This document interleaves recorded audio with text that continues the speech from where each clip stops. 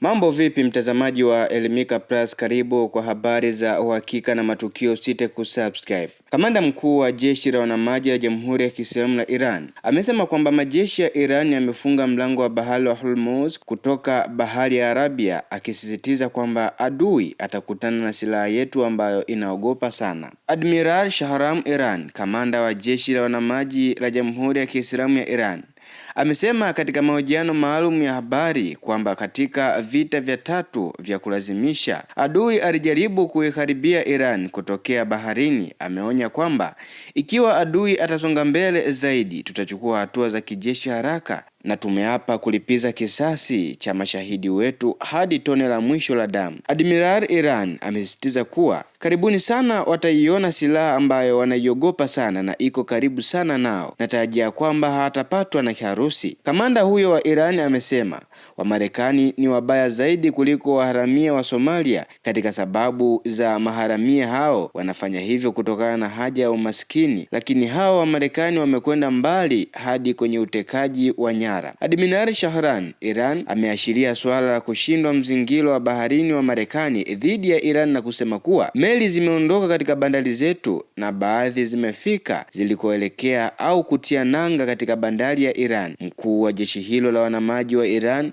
amesisitiza kuwa kama alivyoagiza kiongozi wa mapinduzi ya Kiislamu ya Iran kwamba adui lazima apewe kipigo kikali baharini na tutaharakisha kwamba tutatoa pigo la kumfanya ajute. Alisema hivyo mkuu wa jeshi wanamaji la Iran. Alisema kwamba Marekani wanaogopa silaha yetu mpya. Ni ipi hiyo silaha mpya ya Iran ambayo Marekani na dunia kwa ujumla wanaiogopa?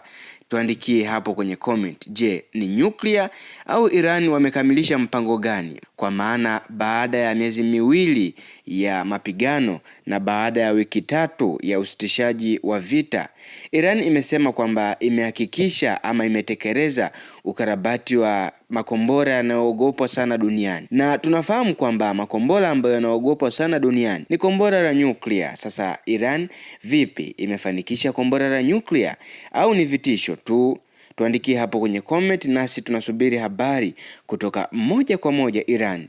Hapa Elimika Plus tutajipatia habari za moja kwa moja Iran, na tutahakikisha kwamba kila siku tunakupa matukio ambayo yamejiri kutoka moja kwa moja Jamhuri ya Kiislamu ya Iran.